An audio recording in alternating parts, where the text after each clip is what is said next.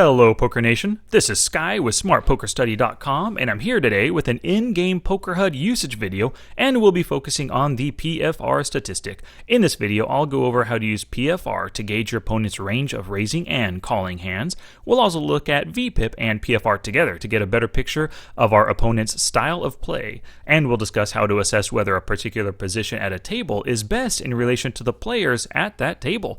As a quick refresher, PFR is an acronym for Preflop raise, and it's calculated as the number of times a player raised pre-flop divided by the number of hands minus the number of walks.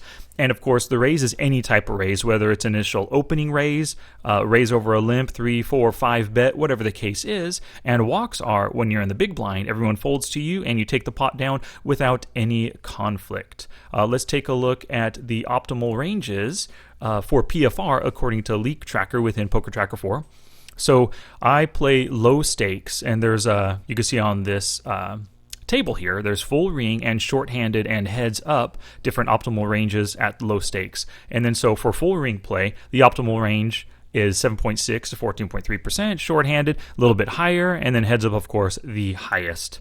So these are the numbers we're going to want to keep in mind as we play. Let's get to the review. We can go to some hands within PokerTracker 4 here. Now let's see. I am currently playing cash game, so I have cash selected. I have my statistics report on summary and grouped by position, which is normally how I start off when it comes to reviews.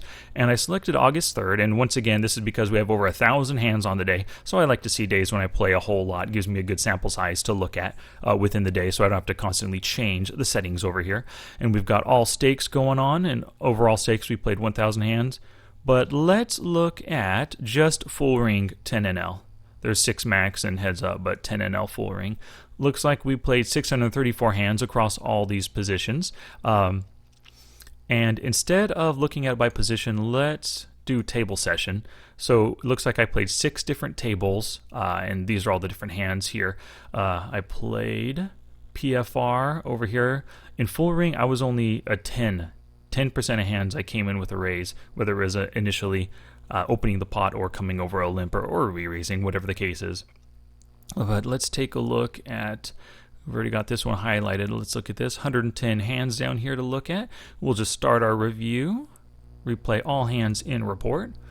Alrighty, so we always want to start off when we're looking at specific stats, we want to start off kind of assessing our different opponents. And before we get to actually looking at these, I've got a little slide here that we can go over. So when you're looking at PFR, you have to look also at VPIP at the same time.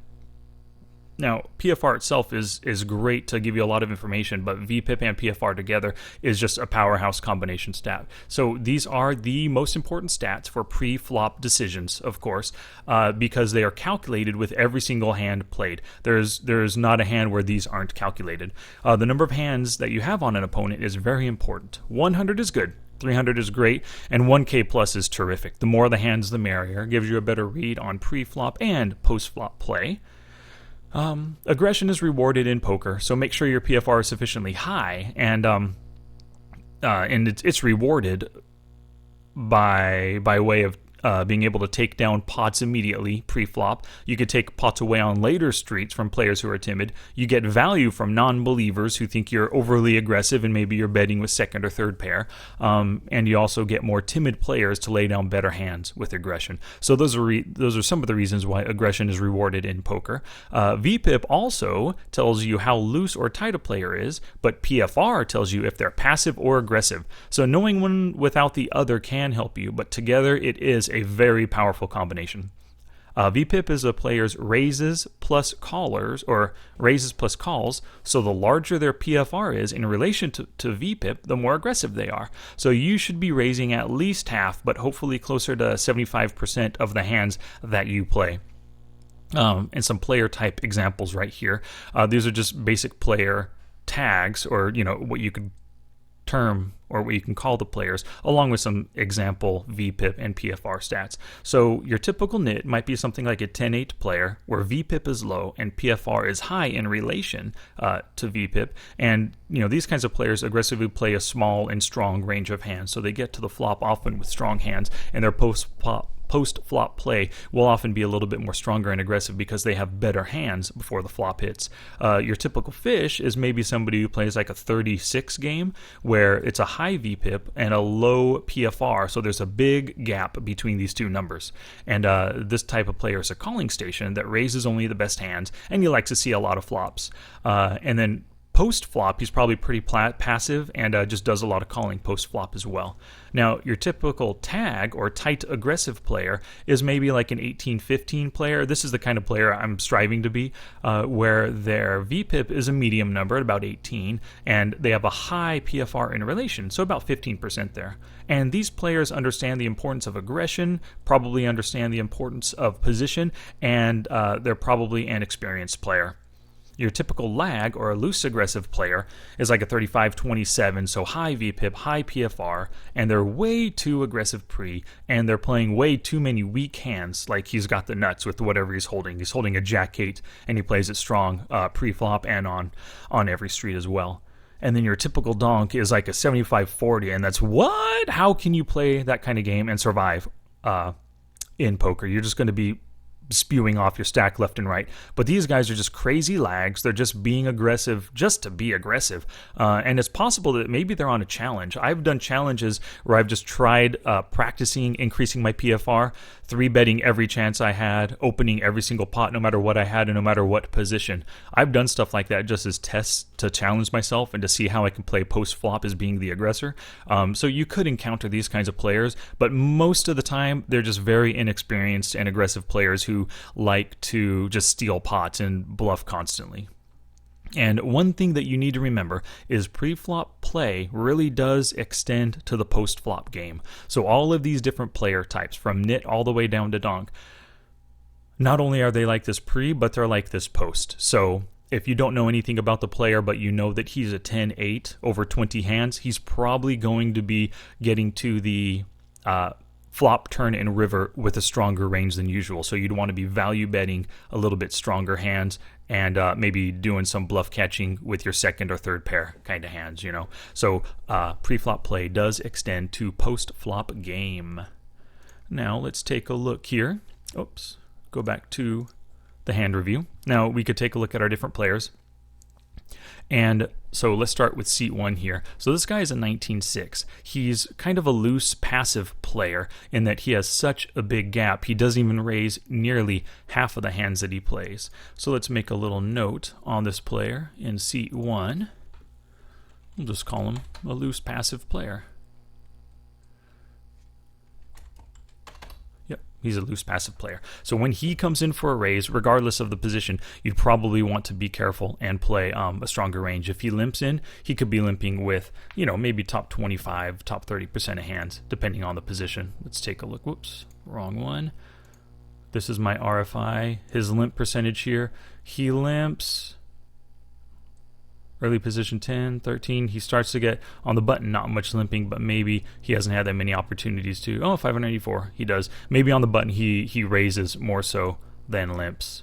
Let's say raise first in, button 11%, and limps 9. Oh, interesting. He doesn't play a lot of buttons, it looks like, for some reason. So he's not too positionally aware, I would say, this guy. And we look at a 19-6. Now,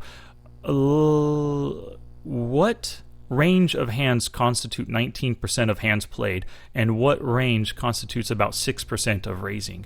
Well, in order to answer that, you need to study different hand ranges, and I've created this. This helps me get along, and it helped me until I memorized it. But I still have this next to my computer. This is what I call a poker range chromatic. Now, this player right here, 19%, just calls and sees hands 19% of the time. We could say roughly 20. So if you look at the range chromatic here, 20% he plays ace deuce and above, ace 4 offsuit and above, probably plays all the way down through deuces. I mean, technically deuces might be 25%, but what kind of player plays every ace just about and then cuts it off at deuces? No, that's not likely. So he's going to be playing these hands too. And as far as the Broadway goes, he'll stick with king queen, and then he'll be playing king 10 suited or better. So this is the range for the poker range chromatic. Now 6% raising over, this is a pretty good sample size here. So his raising, let's see, 6% was actually 33 times out of 575. So it's a really good sample. So he plays basically ace queen suited or better. Tens, you could probably toss in nines and eights there. He'll come with a raise, but at least tens right there.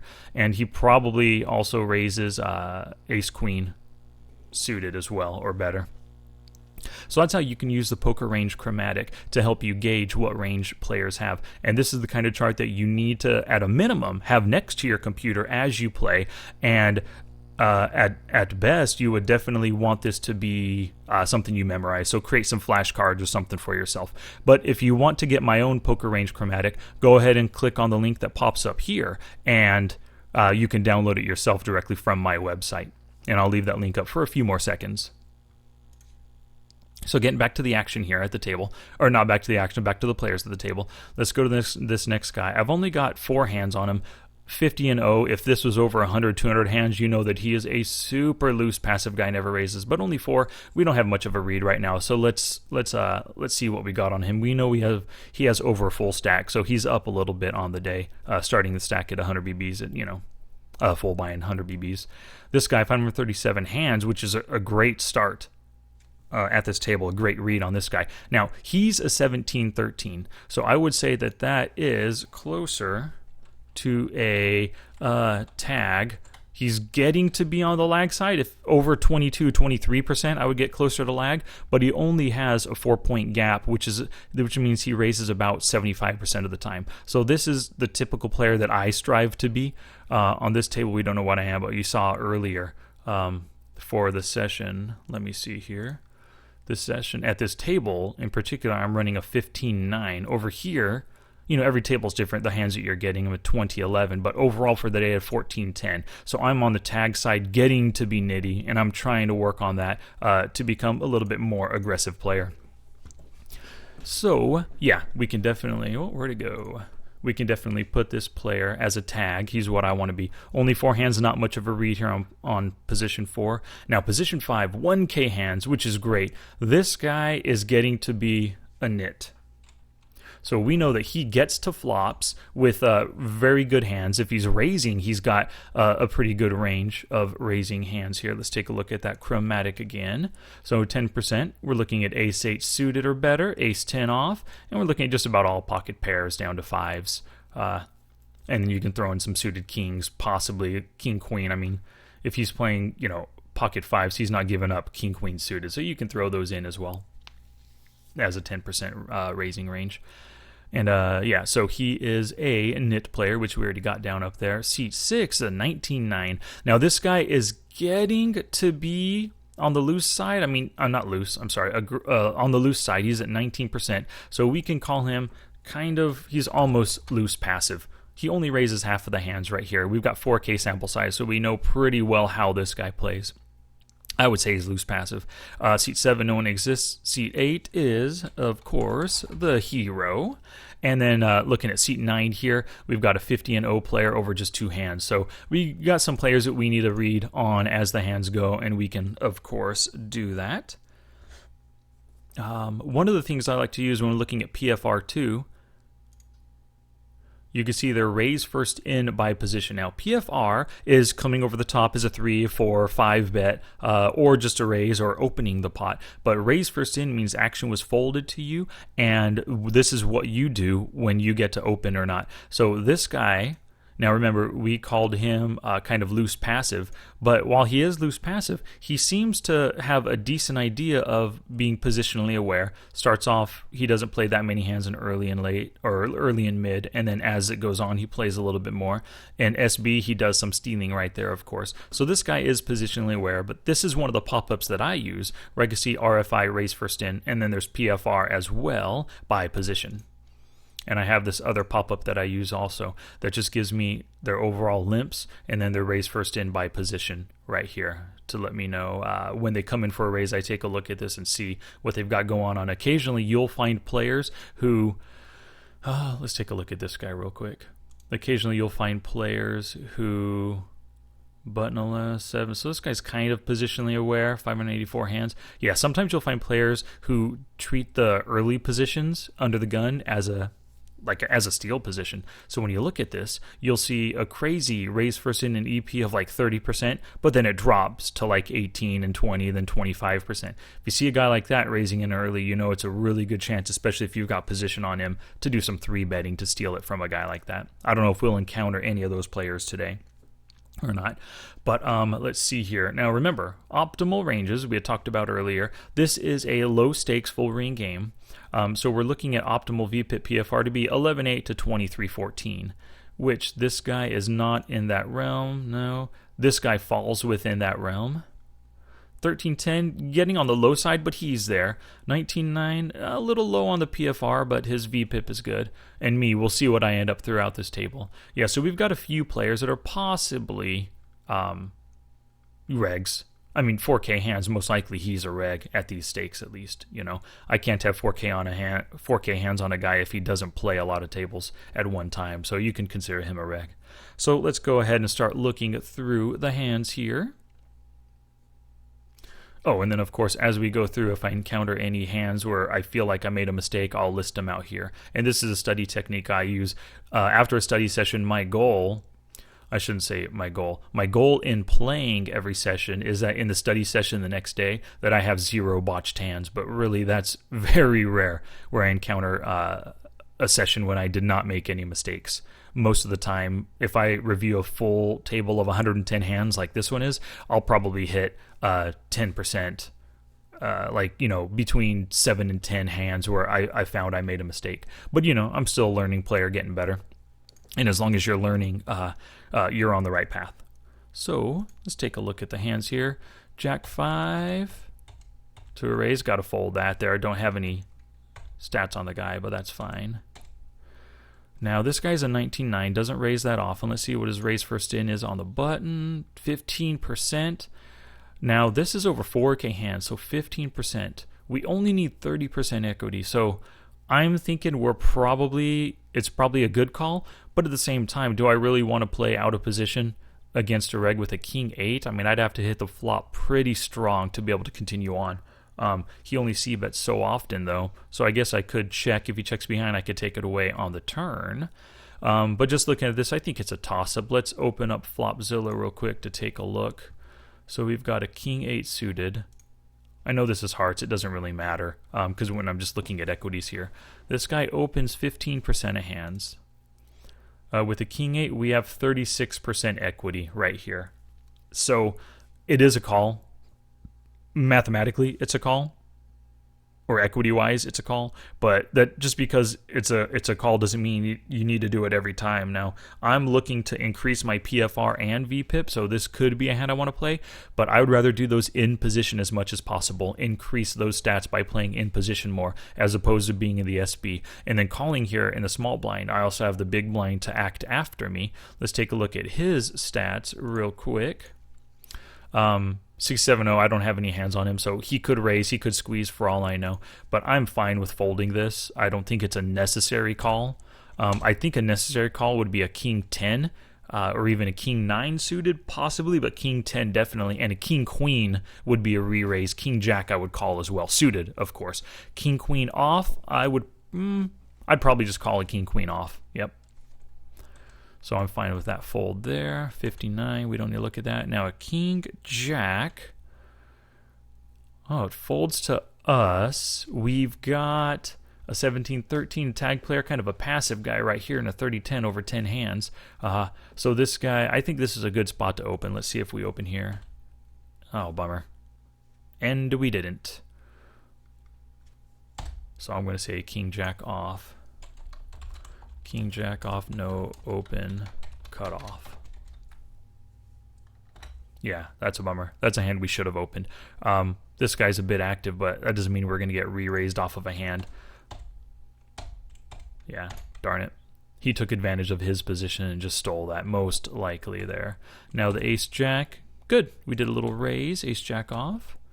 Now, we're getting calls by an 83-17, only 6 hands, but this guy's super passive overall, unless he's getting a lot of suited connectors and things that are worth calling just as a coincidence with only 6 hands, but most likely he's just a very passive player. Will be calling me with just about anything in position.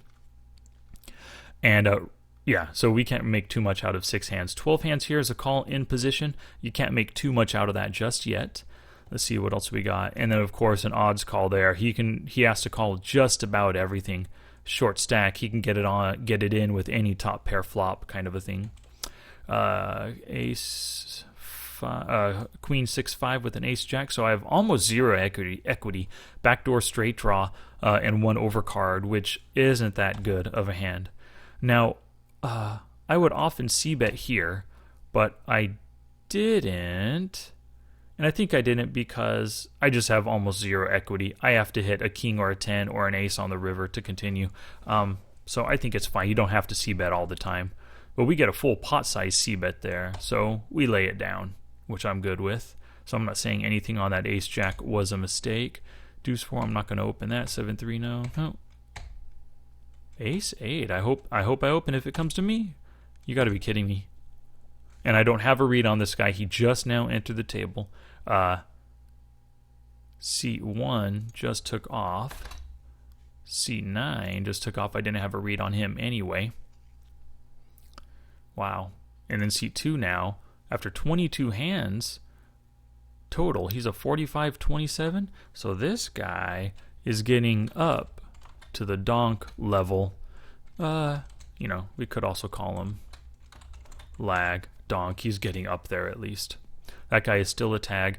15-8, I would say a tag as well.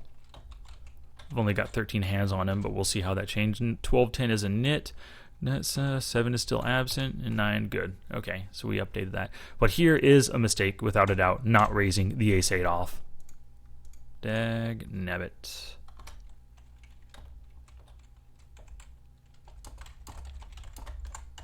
That's terrible. Maybe I was focused on other tables, not paying attention. Maybe I even timed out in the fold there. Who knows? Queen deuce. I'm fine with not opening this. I mean, I do want to increase my PFR, but... And then this guy's got 13%. It's only 23 hands, but he 3-bets quite a bit. Let's see what he 3-bets, what position he's been doing it in. From the MP is it so far. So you don't have to expect a 3-bet there, but I don't think it's really a necessary open. The queen deuce suited, so just fold. Queen jack. Well, now this could be a call, but this guy is a rather nitty player. Most likely is opening a stronger range, and queen jack is definitely dominated by ace king, ace queen, king queen, and all the good pocket pairs, of course. So I'm fine with a fold here. Let's see what I do. Make a fold. Good. King 10 suited. Got a limp from a pretty, getting to be loose passive player, but very passive. I think this is probably a raise, and I just fold. We do have this aggressive guy still to act with us on position, and this isn't a great hand. King 10 suited, without a doubt, is a raise there. King 10 off, I'm taking my chances. I'm probably better than his limping range, or possibly better than his limping range, but I'm fine with this either way. I'm not going to call this a botched hand, getting rid of that. King 10 suited would have been a botched hand, though. Whoops, nope, just meant to Queen 9, that's not an open. Queen 3, not going to defend. 5-9, 9 deuce. King 7 suited. 10. Now, I said earlier King 10 suited is a definite raise over a limp. And King 7 could be as well. It's kind of the bottom of my raising range. I think King 10 or King 9 would be the bottom. But King 7, if I'm looking to increase PFR, I could have easily raised this one up. But I folded. Oh, we face a small blind raise now. A 17-13. So he's more of a tag player. And raising in the small blind, you've got to put him on a very good range of hands. Let's take a look at his PFR in the small blind. Only 13% of hands. Now, looking at the chromatic here, 13% looks like roughly ace 8 suited, maybe ace 7 suited or better. We're looking at some good suited broadways and all the way down to 5s, which in the small blind might not be opening that much. He might be cutting it off at 7s or 8s for that small blind open there. And we got this super nit, 24 hands, 8-4 though. He doesn't play many hands, and when he's got a good one, he definitely comes in for a raise there. But that was a 3-7-3. Now that's a pretty good flop. This guy should have c-bet there. How often is a 3-7-3 going to hit a limper and a big blind caller who had plenty of odds to make the call? I don't think it'll happen often. And he calls down there. So what's he checking with? Is he checking with... he's checking with 2 overs. You know, he raised it pre in the small blind, so he's going to be playing out of position. Maybe he was just trying to steal it with like a king-queen. Maybe he has like a king-queen suited of hearts. I mean, you could do it with clubs too for the backdoor draw along with 2 overs. Maybe he has an ace-king suited. Or just an ace-king, you know. Could have pocket 6s or 5s and just calling because how likely is he to have hit a 7? So let's see what happens here. A 5. Now, a 5 completes a straight, but I doubt... he limp called with a 46. It's always possible, but I doubt it. He could have limp called with pocket 3s, 5s, 6s, 4s, 7s, all those kinds of hands. But this guy opening, he doesn't have a 4-6, so he didn't hit a straight. He could be still just on 2 overs, maybe even just a weak pair, like 8s or 9s. And he's just concerned that this guy donking like that could have a 3, and he just wants to pot control. Check and a half pot bet again, and a call. And a 4, well, 4 completes. Ace-6 of hearts could have stayed in. Ace-6 of hearts could have stayed in. Ace-6 could have been betting. Right here.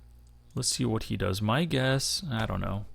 He just checks, so he probably missed a draw, would be my guess. I mean, you'd have to, if he wants to win the pot with a missed draw, he's got to bet here, and he's not betting, so let's put him on a missed draw of some type. Probably a flush draw, of course. 2 overs, possibly. Calling those bets, and he just checks, so he doesn't have a good hand. Limp call, let's say he has like, I don't know, just a top pair with a 7. Or maybe 8s or 9s limp and called with something like that. Ace-queen suited, yeah, so flopped flush draw plus 2 overs. And pocket 8s, wow, a limp call with pocket 8s. So 8s aren't good enough for you to open with, huh? In early position like that. I think 8s are an opening hand for me right there. So you can see with the 19-9, this kind of loose passive player. Yeah, the 8s are a limp calling hand, just hoping to hit a set. He set mines. Let's see here. King 7. I think this is just like last time. We got a player in. That's optional if I want to do that or not. Ace-6. Yeah, it's early position. Ace-6 isn't necessary. Ace-8, no, I'm not going to raise that. Pretty sure. Nope, good. King-queen suited now. Facing a raise, and of course I'm going to make the call. He has a tighter range, so he could have a really good hand. I could be dominated with ace-king or ace-queen, but at the same time, he is on the button here, and his button raise first thing is 35%. Well, over 35%, I definitely have that kind of hand beat, and I'm getting the necessary, 31%. I have at least that much equity, probably closer to 45% if he's really on a 35% raise first in on the button range right there. So I probably have closer to 45, maybe even like 52%, something like that. Let's take a look. King, queen suited versus a 35. Let's even make him tighter, 30% open. 54% equity, even tighter. So if it's just straight 35%, 54% equity as well. Yeah, so that's good. So we've got that. Let's see what happens. We make the call. Oh, that's a good pot to donk at. Fold to donk 50% of the time. Come on, what's the number? 3 out of 6 total. Yeah, so he's pretty donk honest there. I think this is a good monotone boards like this with a jack. I mean, yeah, he could have raised with an ace jack and staying in. He could have 2. He could have 1 spade that he's willing to stay in with, a king or an ace or a queen of spades. But I think this is a good hand to donk to just try to take it away. And with my call pre, I could easily be repping. I could have hit a flush. I could be repping a jack. I could be repping a set of 3s or 5s. So my bet here could be representing a lot of different hands. 43, and I just fold. The guy only c-bets 58% of the time, so maybe that's what I was waiting for, to see if he would c-bet that, and if not, I might take it away with a turn donk bet, if he had checked behind. Queens, oh, I gotta be raising this puppy. Oh, we got a call, good. Ace, deuce, deuce. Now, this guy only 6-6 hands, folds to c-bets. Now, his button raise, or his button limp, of course, definitely means weakness, and calling my re-raise, you can put him on lots of lots of aces, lots of kings, lots of queens, lots of suited connectors and offsuit connectors. I mean, this guy just does a lot of limp calling right there. Let's see here. Let's take a look at this. Limp call 100%. Wow. Oh. Only one time. Okay. Well, it's only 6-6 hands, I guess. But I think a c-bet here is appropriate because with my good size raise in the small blind, anybody without an ace is going to put me on an ace to make that c-bet there. Whoops. He limp calls. I c-bet. He folds. Good. We're good there.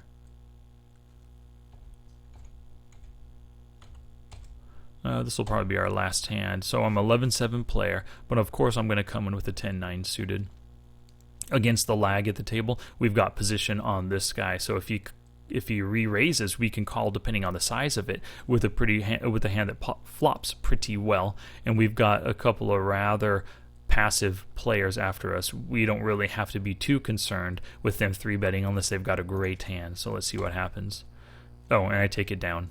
Let's review. Let's get to one more here. Queen Jack, 10-9. An early position I shouldn't open. Oh, Ace King suited. Nice. Got an open.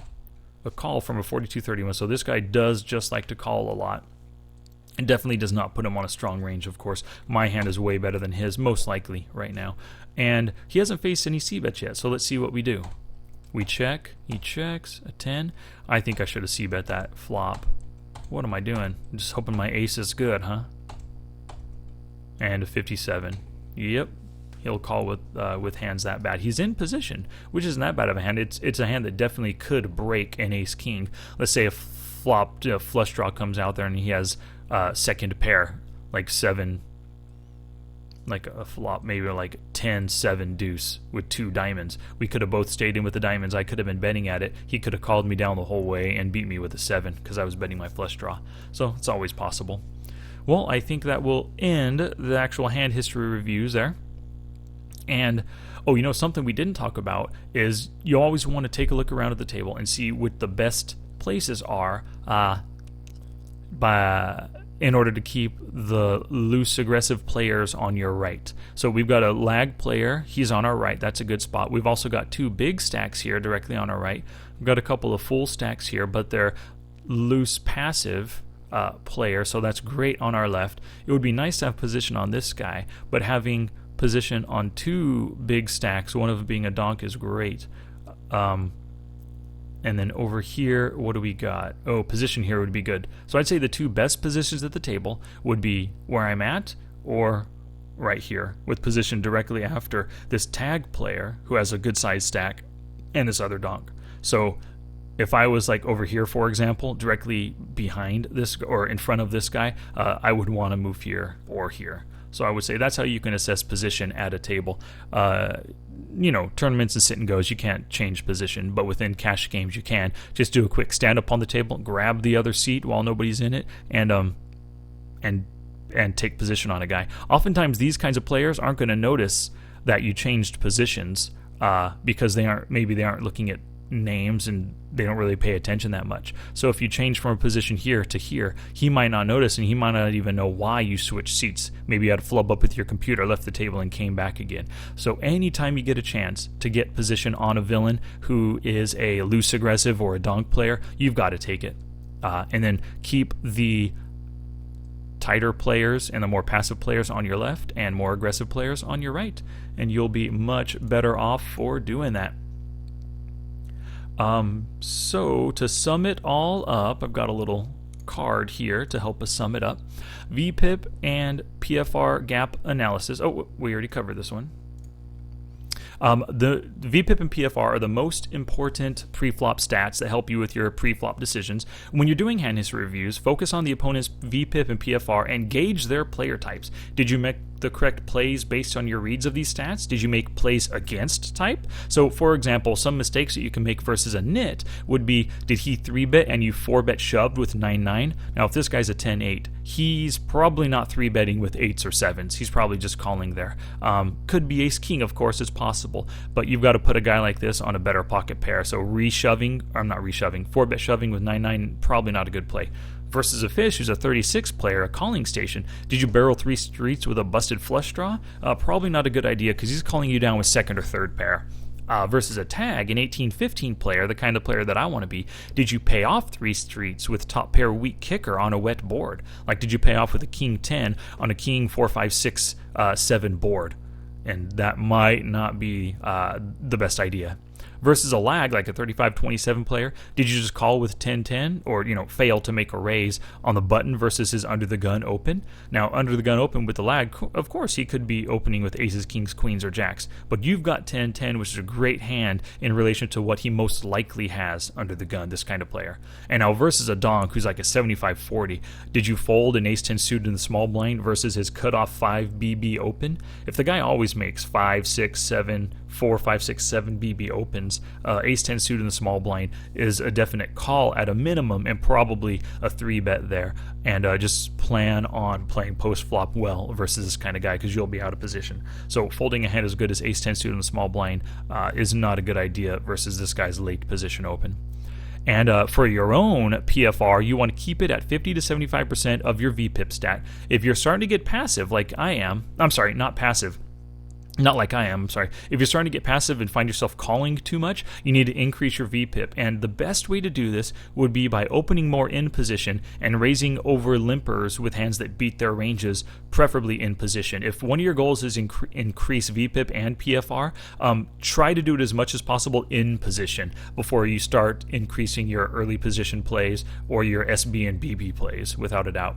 And if possible, move seats to keep the more aggressive players on your right. And remember that pre-flop play extends to their post-flop game for all players, for yourself included. So if you're apparently a nit pre-flop, your opponents, especially your reg better opponents, will figure that you're a nit post-flop as well, and they'll think that they can blow you off of your medium strength hands. Alrighty, well that's it for this video. Stay tuned for future videos from me on other HUD stats and how to effectively use them to assess your opponent's play. Please check out my in-game Poker HUD analysis training video playlist by clicking on the link that pops up here to get further HUD analysis training. Check back regularly as I'm planning on posting tons of videos. If you enjoyed this video and learned something from it, please like it below and subscribe to my channel. The more likes I get, the more videos I'll do in the same or other related subject matter.